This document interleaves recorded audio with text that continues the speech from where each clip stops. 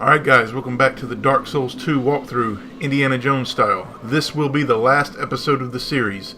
I managed to squeeze it all in this video. And I'm not going to do Dark Lurker. I've decided not to do it because I wanted to get started on Dark Souls 3. So right now, we're going to go kill the Ancient Dragon. Now, you can run up to this boss if you want to. However, I don't recommend it because even if you go to the dragon and the enemies run away, they will run away at some point when you get close to the dragon. But I have seen where they will run in during the fight with the Ancient Dragon, and you can't mess up this very particular pattern that we're going to do for the Ancient Dragon. So I recommend killing the 3 champions. Well, the 4 champions. You got to kill this guy, the guy with the big mace, which is really hard to kill. He stun locks you. And there's a guy by the door that leads up to the dragon, and then there's the one at the top of the stairs. I just recommend killing these guys to make your life easier. But if you want to run to the boss and you die to the dragon, you're going to have to kill these guys anyway, because getting to the fog wall and getting through the fog wall without dying is a nigh impossible feat. Because you run past these guys and every one of these enemies is going to aggro. And you can see how dangerous this guy with the mace is. That's why I didn't mess with him the first time around. I just shot him from the stairs. If you take some hits, just try to use your best life gems. We want to save the Estus for the Ancient Dragon just in case we get stomped by one of his claws, because it will take about 95% of your health if it doesn't kill you outright. Or the fire, which the way we're going to play this is we're going to make it to where he doesn't jump up and fly up and spew fire all over the ground anyway. He's just going to do a stomp left and right, which is very easy to avoid. Make sure to take this guy out too, because like I said, if you don't kill all of these guys, the enemies will come at you. They want their champions to fight you. Once you've killed them though, I guess they respect you and they'll let you move on. Now for the last guy, using Chaos Blade with the double-handed R2s is your best bet. It usually just kind of knocks him back a little bit, and he really don't know what to do, and it gives you a chance to go in for another hit. So generally the Chaos Blade will take out each one of those knight dudes with 3 hits, so pretty good. So this is the attack I'm talking about. Just kind of hit him like this, and he kind of staggers a little bit. I don't even have the stone ring equipped, so he really can't do anything about this attack.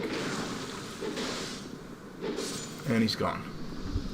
Now we just have the Ancient Dragon. Like I said, you have to be very particular with your pattern for the Ancient Dragon if you don't want to deal with his fire breath from above. So what we're going to do is get between his toes, hit him once or twice, and watch for his claw. If it rises up, then move to the next claw and do it again. If you get too greedy and if you don't wait for him to raise up his claw, then you'll mess up the pattern and he'll jump up anyway and he'll spew fire.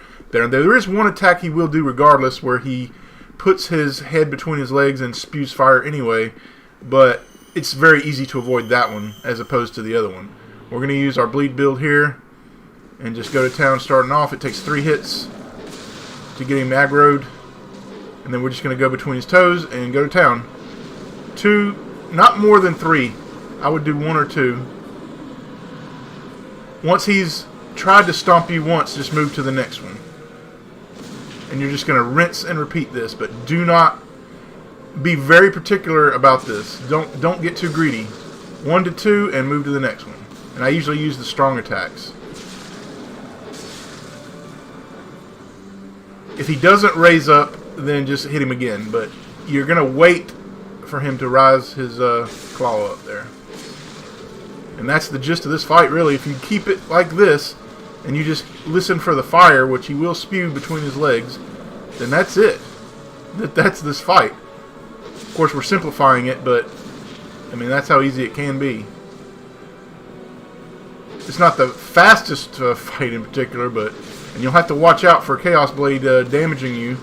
So you'll have to heal every now and again, but like if you were to take a hit from the claw now, you would die for sure. And there's the fire. Just have your ear out and listen for the tail there, or you'll see his claw come down, kind of hang down, droop down, and you'll know that it's coming. His posture will change, giving you that tail.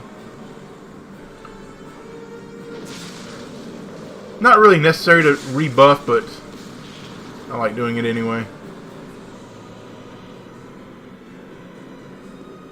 And the Flame Quartz ring +3 is advisable, just in case you do mess up the pattern.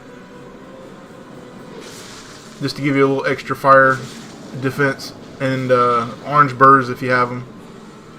But if you keep to this pattern, and you just wait for him to rise up, just like that, then you'll never have a problem with this guy. He's a cakewalk.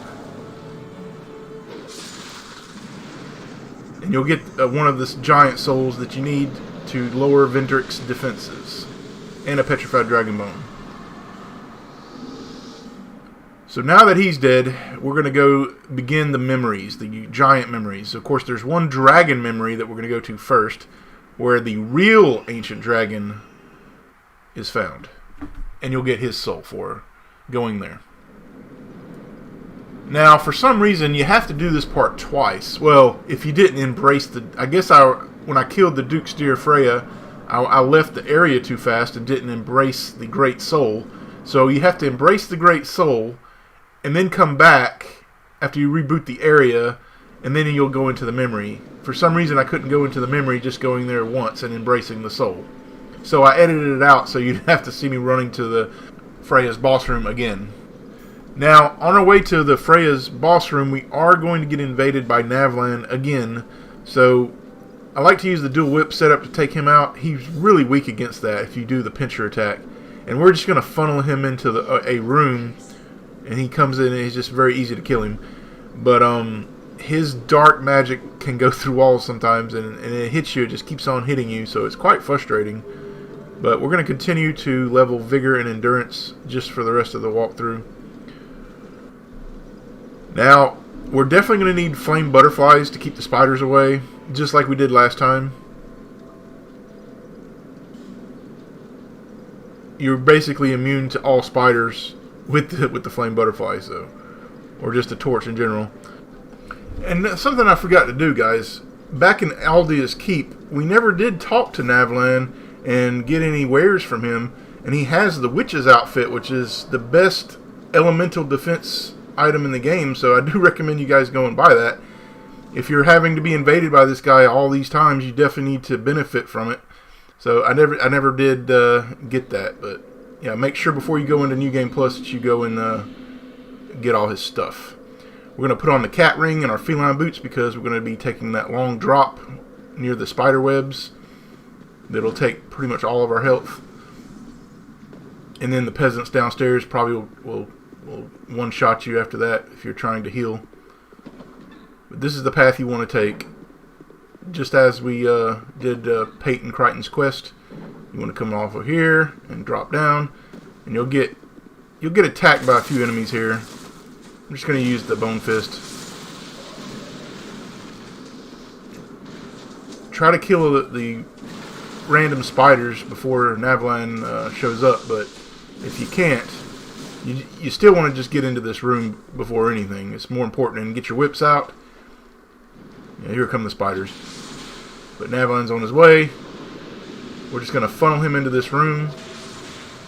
Now, Navlan's biggest weakness is it takes him forever to conjure up his magic. So you can see right there, we're still going to get a big lick on him. And he doesn't have a chance. But if he ever gets it off, you're in trouble if you're right in front of him. But we handle him no problem there. Now make sure to activate your flame butterfly so that the spiders are nothing.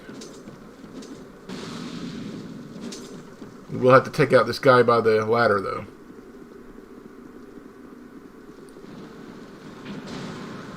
I tried to drop kick him.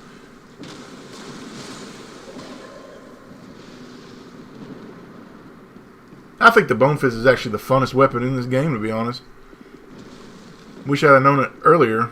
I had heard about it, but I didn't think it was so much fun to use. Now, I think theoretically you could just drop all the way down from the top and still survive with all this fall equipment on you, but we're just going to go the conventional way that we did before. I don't know why I always keep getting invaded randomly when I'm trying to do something. So if you get invaded here, take out the peasants hopefully before he arrives. He's on his way. The spiders won't be a problem, but you're going to have to fight the invader one-handed, which is kind of annoying, to be honest. But at least we won't have to deal with the spiders.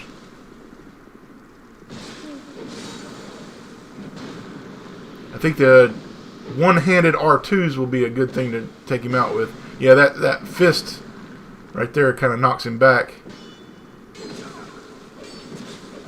He's not doing a whole lot of damage to us anymore.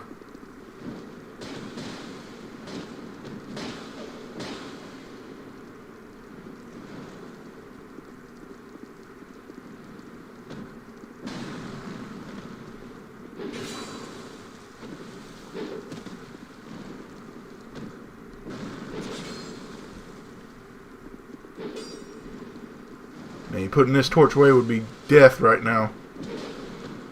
All these spiders will come at you. All of them. You'd be ganked for sure. Once that he's dead. Now, if you didn't embrace the Great Soul before, it's right here glowing. You'll need to embrace it. And then you'll need to reload the area and come back. Because right now the crystal is not visible. So we're going to go back to the bonfire and reset. I've edited it out so you didn't have to see me running back. But this is the real ancient dragon. Looks like the Freya had her a nice meal.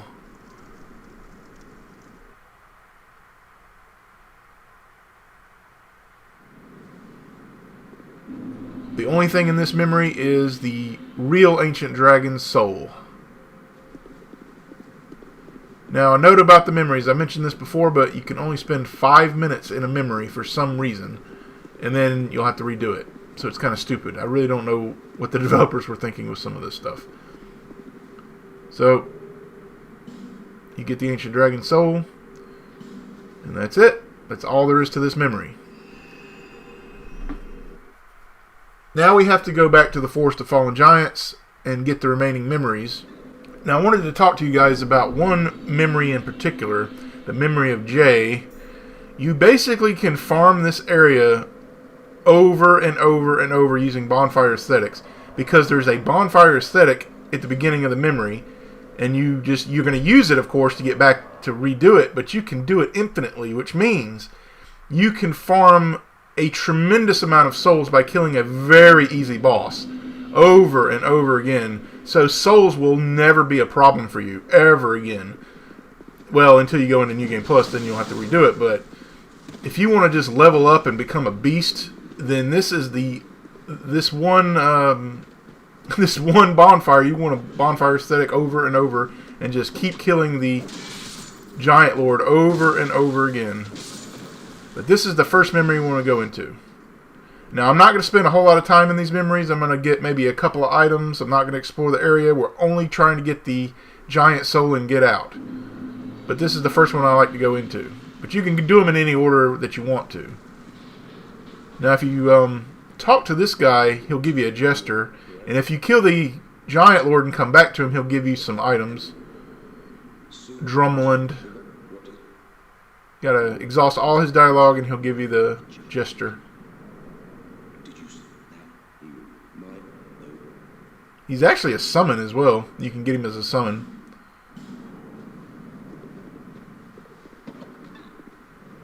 Now, there's a gotcha moment here. The giant will crush through the wall right here. Just be careful. I tried to avoid him, but it didn't work out. But for the most part, we're not fighting these giants. We're just running past all of them. We're only trying to get the soul and get out, like I said. There might be a few worthy items. There's a petrified something I want to get in one of these memories, but other than that, I mean, it's just not worth the effort, in my opinion.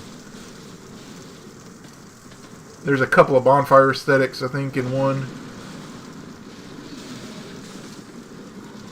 But the first item that I like to get, though, is down this alleyway to the left. So you just want to let them battle it out. And this chest right here will give you the petrified something.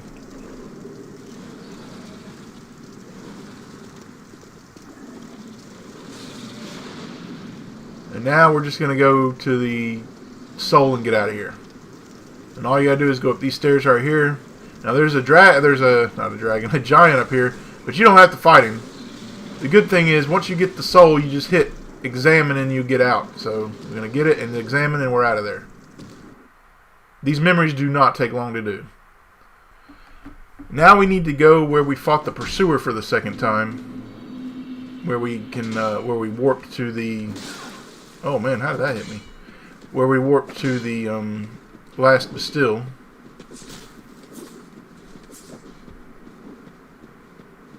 I don't know what's up with this lag again. I had some good luck with lag lately, but now it seems to be coming back. I really do need to invest in a capture card soon.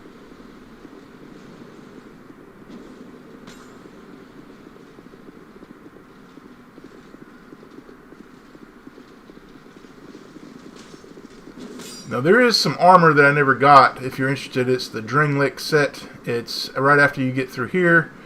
There's a drop off to the left after the fight with the pursuer, but I didn't care to get it because it wasn't part of our build. But right here is your next memory. This memory is super short, guys. Super short. You can make it super short, and we are going to make it super short. There's an illusionary wall with the... Well, there's a Ferris contraption. If you go up these stairs, kill a few of these enemies up here. But you don't have to do the Ferris contraption if you want to. There's some souls that we wanted to get. Some souls of the heroes, which are nice. Always nice to get. These guys do a lot of damage for some reason. But if you have any lock stones still in your inventory, you can do this. I recommend doing this one so that you can get the nice souls.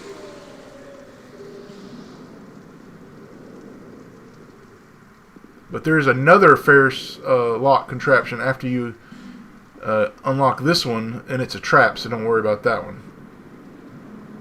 You just want to go through here. And don't unlock that one. Now this chest is also a poison trap, but you can just avoid it. Or usually, well, it's a trap in general. Soul of a hero. Always nice to get those. And like I said, this is a very short memory. You're just going to go up these stairs. You're going to knock down this contraption. And then you're going to drop down. Now I recommend having some fall damage equipment just in case. Because you're going to take quite the fall here if you miss. And there's an additional room you can explore, but like I said, we're not going to do it. We're just want to get the soul and get out of here. But yeah, let's put on the cat ring to make our lives easier here. And we're going to put on the feline boots as well. It's not this one, but the next one, if you hit it right here, this contraption will release. There you go. And you can fall down onto this board down here that's kind of hanging in the air. And if you want to, you can go to that opening right there, but we're not going to do it. Like I said, we're just going to go ahead and fall down. And the soul is right here. We're out of here. Now the next memory, guys, is the one you definitely want to keep farming if you want to get souls. If you want to level up like a beast, like I said, then the next bonfire is for you. And remember, as you bonfire aesthetic over and over, the souls that you get for killing the bosses will increase, and you're going to get a ton of souls. More than you could ever know what to do with. But, yeah, this is the best way to get souls in the game, and no doubt about it. You could do other bonfires if you want, but none of the other bonfires have the ability to go into a memory and get another bonfire aesthetic and redo it. You can do other, like I said, you can do other bonfires, but nothing compares to this one. Nothing. And it helps that the boss is tremendously easy. He's one of the easiest bosses in the history. I don't understand what they were thinking with some of these bosses, because this boss is such a laughable joke. I mean, he basically, You stand underneath him, you hit him in the legs, you wait for him to stomp, just like the Ancient Dragon, basically, except he goes down a lot faster. We're going to use Bleed. He seems to be weak to the Bleed setup, and he's going to go down very fast, very fast. Of course, he'll take more damage as you Bonfire Ascetic more and more, but yeah, he is a joke. The hardest part about this memory is just getting to him, because there's these, I don't know, there's balls of fire that come at you from these catapults or something, and it's hard to figure out where to dodge them and stuff. But other than that, I mean, it's easy. You have to use the King's Ring to open this door. I really hate this mechanic. It is the stupidest thing I've ever heard. I mean, you take the ring right back off. I mean, you should be able to just walk up to it and hit interact instead of having to put the ring on.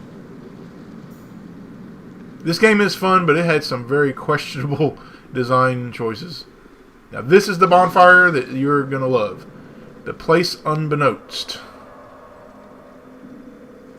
Now, be wary. When you come out of this memory, you'll get invaded by Navalan yet again, but we're going to spawn kill him when he comes.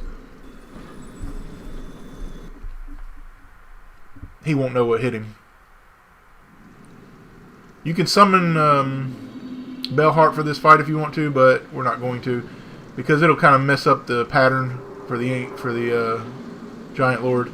And this is the hardest part right here, is just figuring out how to dodge these catapults. Like, I just took damage there.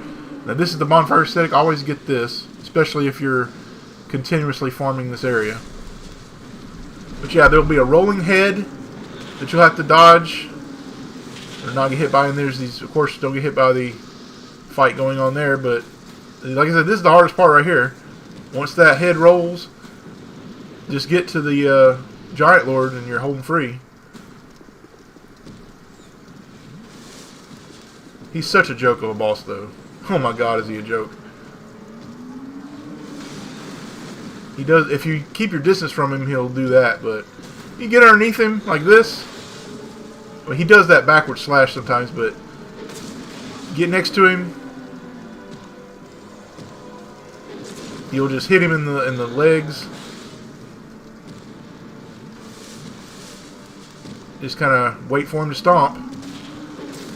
Once you get the pattern going, it's over before you even start. Just watch out for that backward slash with his sword. But like I say, if you keep to the pattern here, he's going down so fast. Look at this. So easy. And once he's dead, make sure to get the giant soul down here.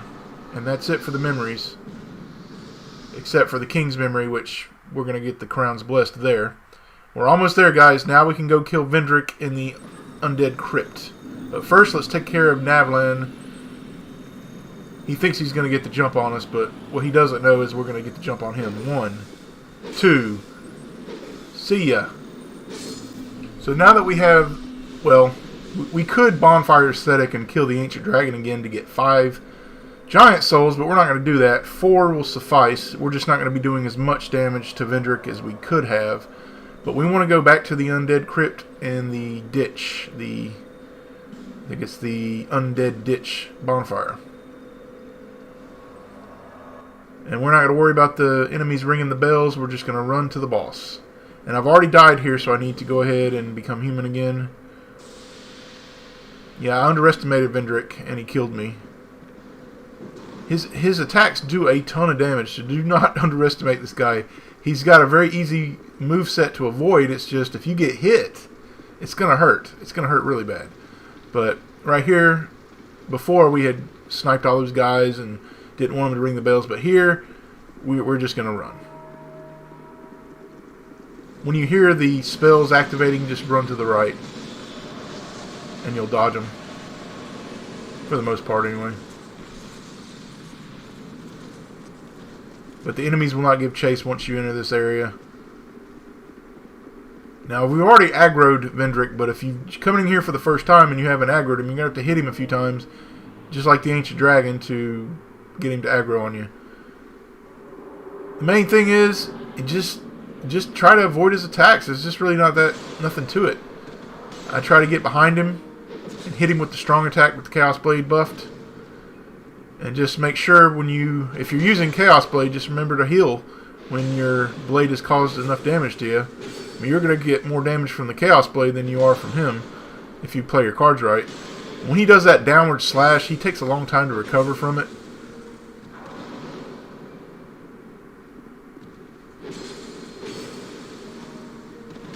Yeah, just roll out of the way, get behind him, rinse, and repeat. I only got one hit once, I think, and near the end of the fight, because I just wanted to get the fight over with and got a little... You can't get greedy and just get impatient with these bosses. If you stick to a pattern that you know is working, don't deviate from it, because, you know, that's when you get into trouble. And you'll see that I get into trouble because I get impatient, because the fight's taking a little longer than I'd like. Having that one extra giant soul would have made a difference. And I used it way early in the walkthrough.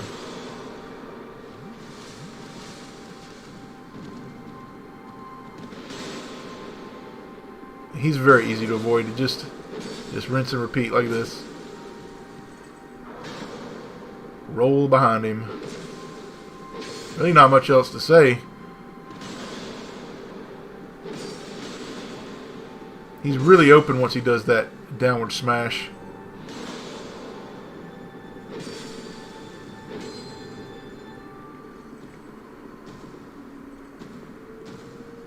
Again with this damn lag. I don't know what's going on with this lag.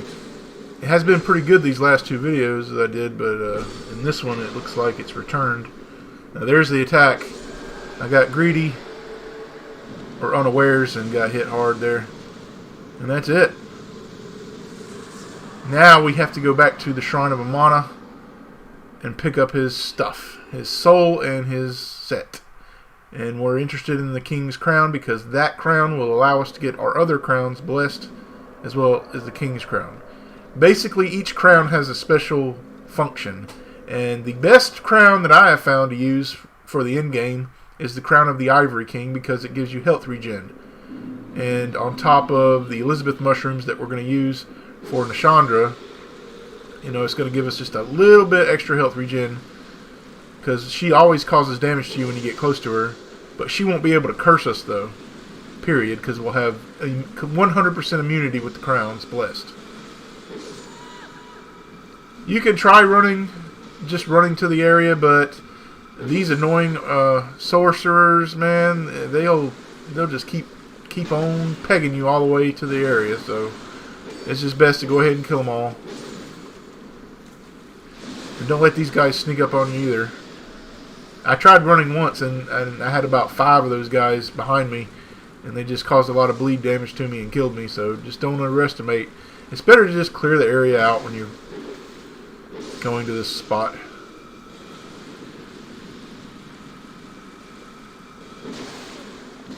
Yeah, these guys, you get some bleed on you now. Don't let them bleed you out. We're almost there. Just use this area for cover. Take out this guy. And definitely take out the next guy because he's the one that'll shoot you all the way to the door. Yeah, just take him out. Make sure none of those frog creatures are following you. Nice twinkling titanite for my troubles. I thought there was a dragon rider on this platform, but I guess not. Or maybe I already killed him, I have no idea. But this door will not open unless you're human. Make sure you're human, because even if you've killed the Hollowed Vendrick, it will not open unless you're human for some reason.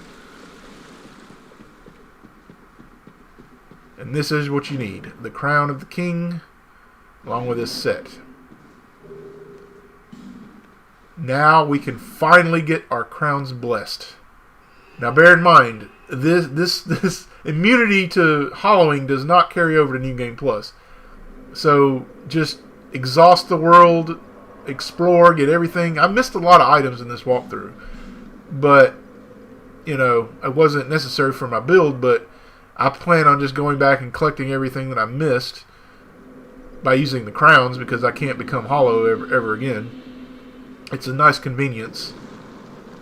When you die, you never become hollow when you're wearing any of the crowns. You can wear any of the crowns you want from the DLC or the King's Crown, it doesn't matter.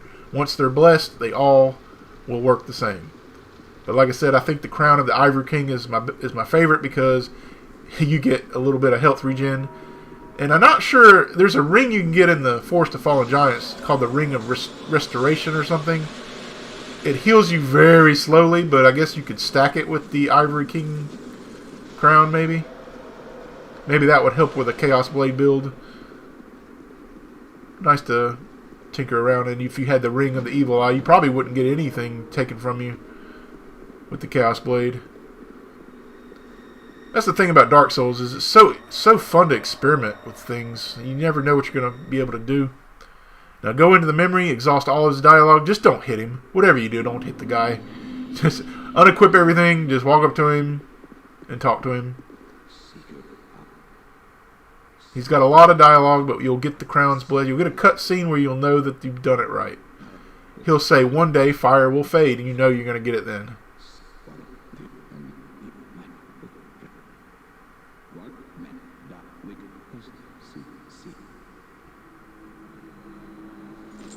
This is the cutscene you've been looking for.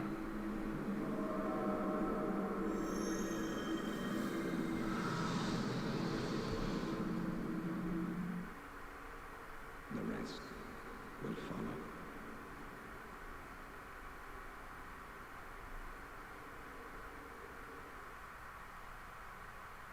Now all that's left is to kill the in-game bosses, and we're done. However, I am going to go in and do one additional thing. I mentioned in the last video at the end, the hardest thing is to kill the Dark Pursuers in the throne room after you've bonfire aesthetic, after you've killed Nashandra. And it is just absolute misery, guys. I have to use a glitch. There's a glitch you can do where you can despawn one of them. Preferably the one that has the ring you want, which is the Ring of Blades +2. We're just going to level up one more time before going to the final bosses. Minus Darklurker, of course.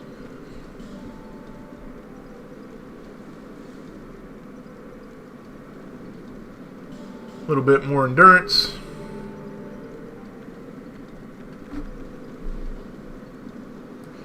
Alright guys, let's talk about the end game. You have to kill 3 bosses in a row if you took the path that I did.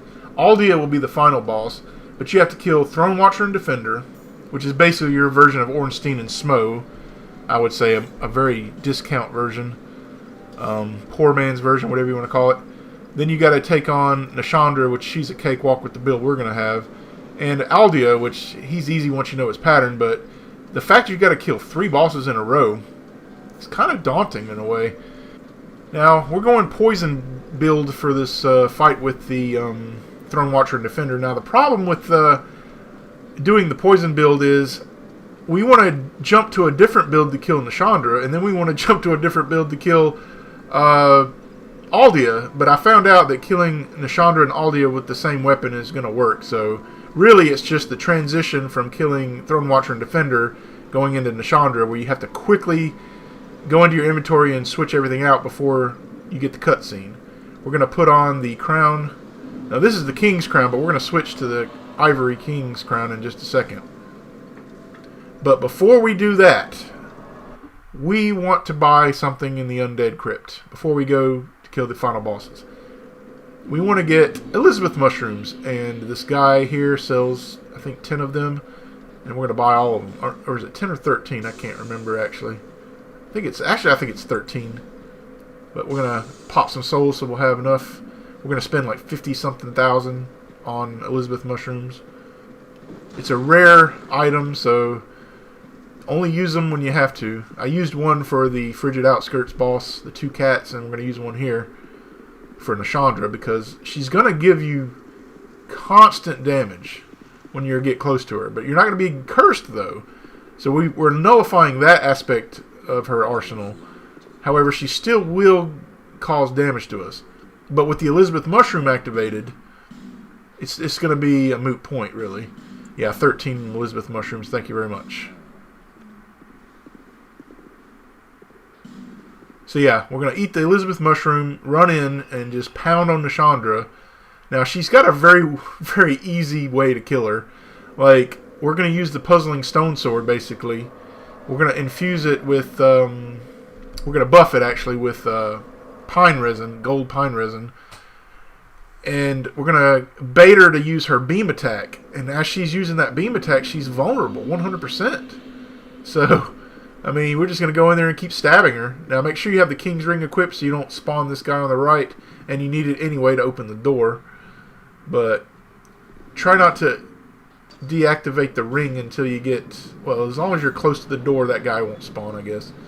We want to make sure we have the Crest of the Rat. And we're going to put on the Ivory King's crown. The poison is very effective for this boss. Very, very effective.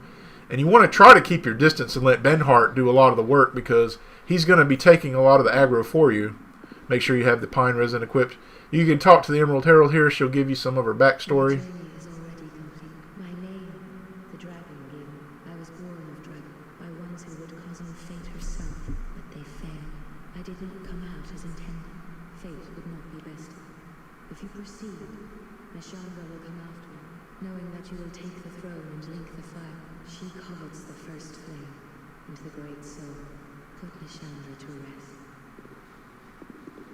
So, there are 2 summons here, but we're only going to summon Benhart. He's all we need, really. Because the more summons we give these... we're going to give the boss more health and more buffs. I mean, it's just worth it for Benhart because he's going to take a lot of the aggro for us, and the health isn't that bad. But don't do more than 1. And plus, we want Benhart to die before we get to Nashandra because it kind of messes up the pattern that we're trying to do for Nashandra where we're baiting out the beam attack. So it's kind of a liability in a way to have, make sure you have the puzzling stone sword equipped. It's kind of a liability to have Benhart for the Nashandra fight because it messes up the pattern.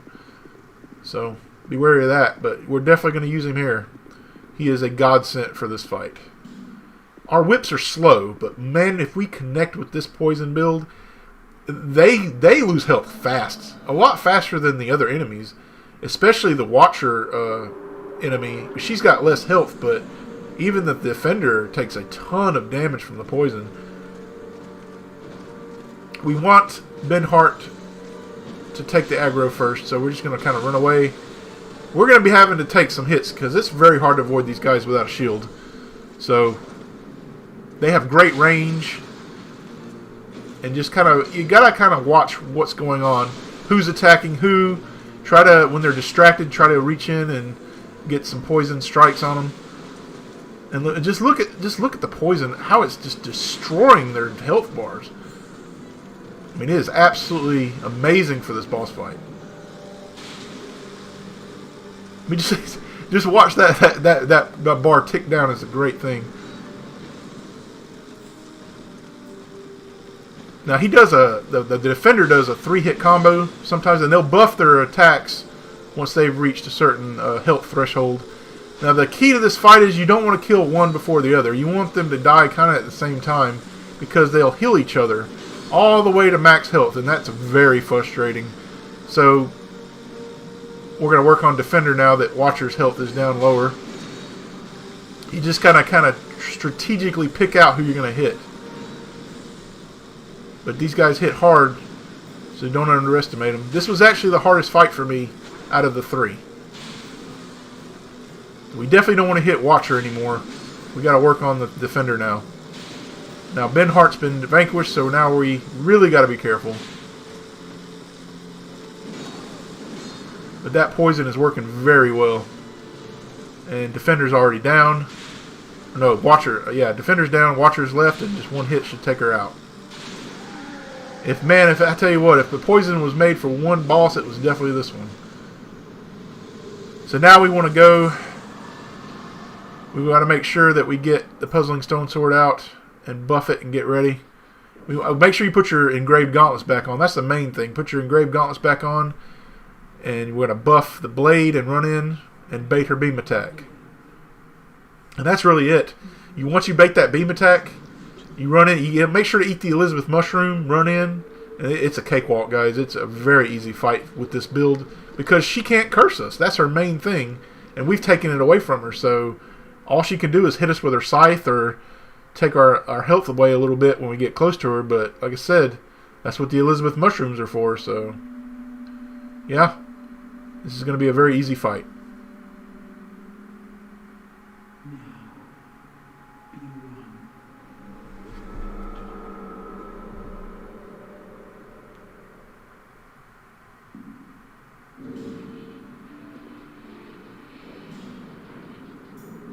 Oh, I'm putting on the Dispelling Ring as well that we got from the Dispelling Ring +1. And we're going to buff. That's the beam attack you want to draw out. You know, her health will kind of go back and forth because she's taking it away and we're gaining it. So it's just going to kind of stay there. We're just going to go in, exhaust our endurance, then run away. And wait until she does the beam attack, or try to get her to do it. There he is. Just run in. This fight will be over before it even started. You might have to start healing once the mushroom runs out, but for the most part, you're really not going to have a problem.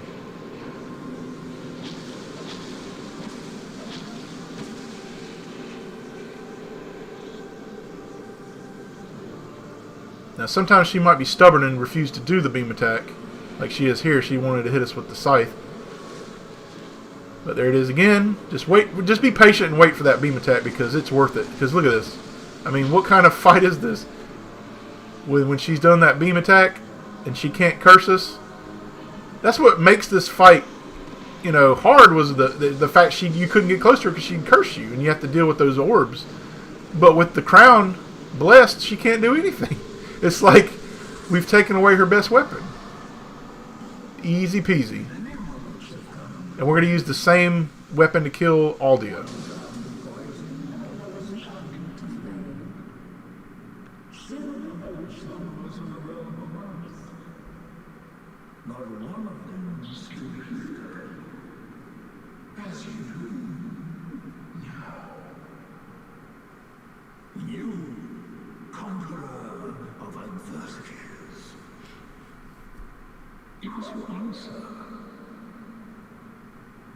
You can only really hit Aldia when he's not on fire. Now he'll have these orbs that he'll shoot at you. You'll have to dodge those. He'll do a super orb, which you'll definitely not want to get hit by that. But for the most part, he's easy. He just teleports around the room. Make sure he's gray before you hit him. White or whatever. You just got to be patient with him a little bit. He'll teleport, and usually once he teleports, he's vulnerable. So we're going to hit him here. And once it becomes fire, you're just going to have to run away and wait.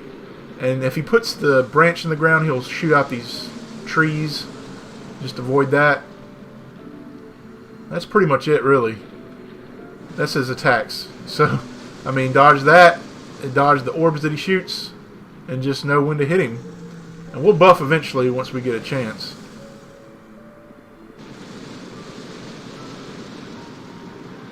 Yeah, just wait till the fire's died out. Hit him a few times. We have a little bit of fire damage reduction since we got the Dispelling Ring +1 on, but we still don't want to hang around in the fire too much. And you won't do any damage to him much at all once he's on fire, so you pretty much just have to wait until he's not on fire anymore. Kind of like trying to hit Vendrick when you didn't have the souls of the giants. Pretty pointless. Now don't get too close when he spawns, and he'll do an AoE attack that, well, the spawning will hurt you really bad. Let's put it that way. Now he's going to try to hit you with some fire. Eventually, you just be careful and know when he's about to shoot the fireballs, because he'll shoot quite a few of them.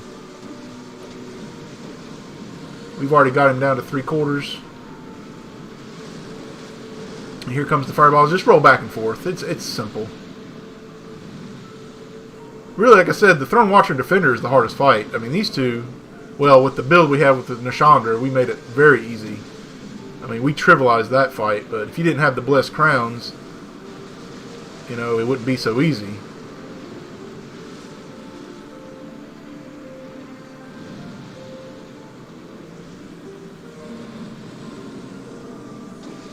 And that's it, guys.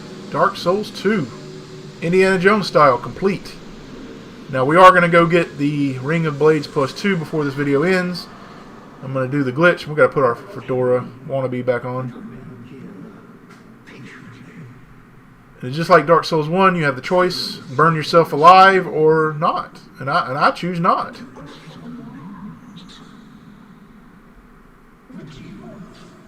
Well, I certainly don't want to burn alive in a kiln, so...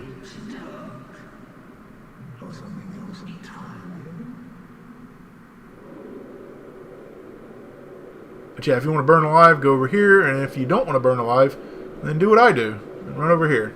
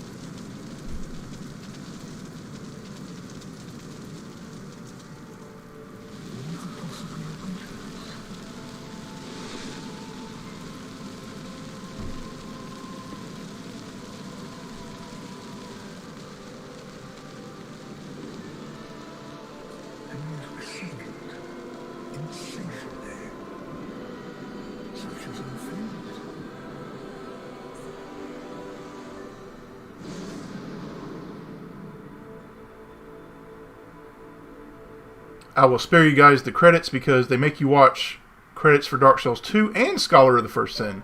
So yeah, we're not doing that. Quick edit, we're going to go back to the bonfire under Dreamlit Castle, the first bonfire you get to. And we're going to bonfire aesthetic it. I've already done that. And I'm using a shield because screw these guys. These guys suck more than anything I've ever seen in a game. I can't imagine doing this legit. I mean, maybe with a certain build, but with my build, it's just not going to work out, guys. So, the gist is we need to despawn one of these Dark Pursuers.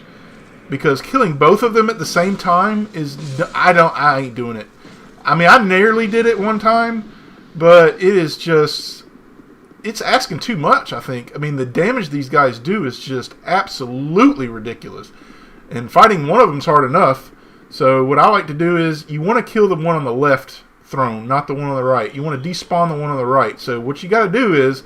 You got to kind of wait for their attack animation, and I like to get a few pop shots in.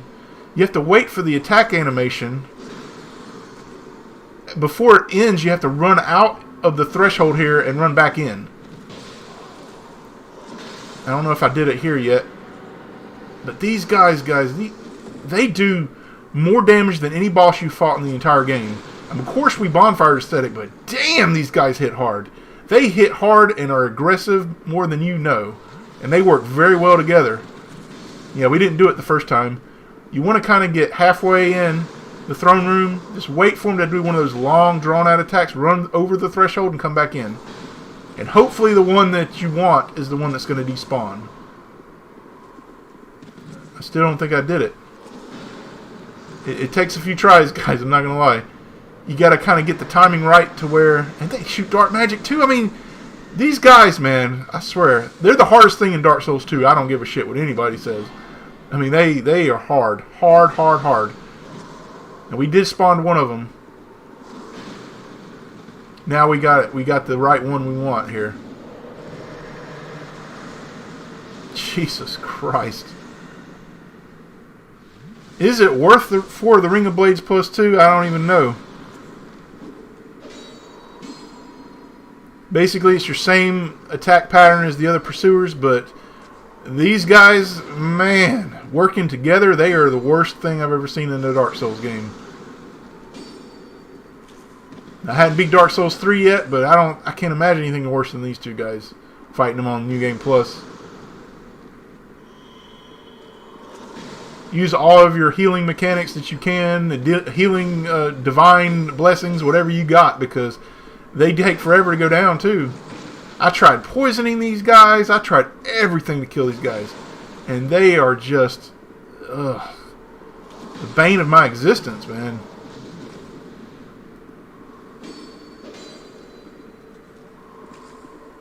But when he puts up his shield, that's his tell that he's coming in. And you can't really use your Estus because it takes too long. I mean, that's why I kept using Elizabeth mushrooms, because it just takes, unless, well, if you've despawned one of them, you can use the Estus, I guess. But if you've got both of them in the room with you, and you try to use your Estus, good luck, because they're going to use their strongest attack and just one-shot you. Either one or two-shot you. You can't take maybe 2 or 3 hits from these guys. And when they're both attacking you, I mean, you can see where my plight is. I mean, maybe y'all had better luck, but this was the worst thing I encountered in this game. And it wasn't even a requirement. And there it is. Ring of Blades +2. Alright guys, I'm already working on the first Dark Souls 3 video, so hopefully I'll have that out soon. I'll see you guys next time.